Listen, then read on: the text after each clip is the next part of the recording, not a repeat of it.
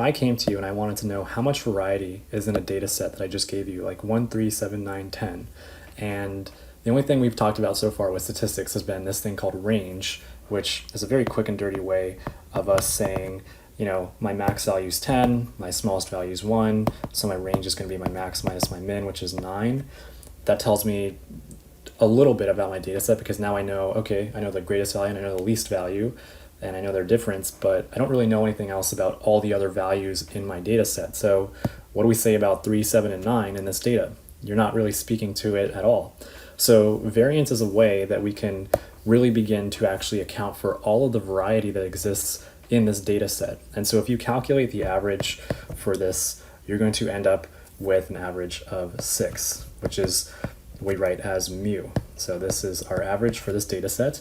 And variance is another way of asking the question or saying in math terms, what is the average of the square difference between each term and its mean or average.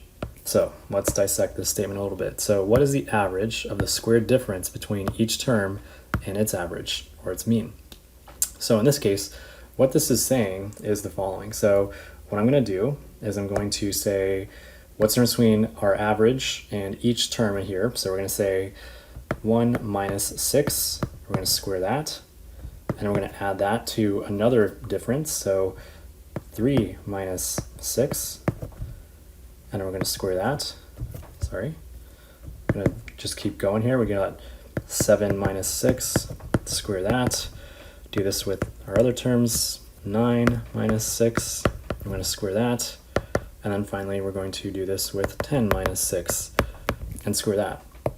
And then we're going to figure out this average squared difference. So we're going to want to divide this by the number of terms we just did this for, which is 1, 2, 3, 4, 5 terms in our data set, so 5. And so if we continue with this math here, we have 1 minus 6, which is 5. We square that, we get 25. And then we're going to add this to 3 minus 6, which is 3. We square that, we get 9. We're going to add this to 7 minus 6, which is 1. We square that, we get 1. Keep going, 9 minus 6, 3, square that, you get 9. And then finally, 10 minus 6, you square that, and you get 16. And we're dividing this thing by 5. And so the key thing to take out of this is that when you add 9 plus 1, you get 10. 9 plus 16, you get 25. 25 plus 25 is 50, plus 10 is 60, divided by 5 is equal to 12. So this 12 right here is equal to sigma squared, which is the mathematical way that we define variance. And so what this tells you is how tightly packed all these numbers are relative to their mean, and we looked at every single term in our data set. We did not do that with range. We only looked at the max and the min values with our range. So if we gave you another data set and we said how much variety is in this data set, you're now going to be able to look at every single term, compare that term to its mean, figure out how far away that is from that mean, and see if you get a higher or lower number than 12, and then I'll let you compare two data sets to see how tightly packed these data points are to their average. Another thing I want to say is you can have a variance of 0, and the way you would get that is if every term in your data set was your average, then you would have no variation, you would have no variance. So that hopefully should add a little bit of help here. Now, so the other thing we talk about is now we've figured out what sigma squared is, our variance. If we take the square root of variance, so we just come in here and we square root this term, we end up with sigma, which is equal to standard deviation. And so standard deviation is a very common term that we see a lot in statistics, and it is very directly related to the variance. It's literally just the square root of it, so it's directly proportional to it.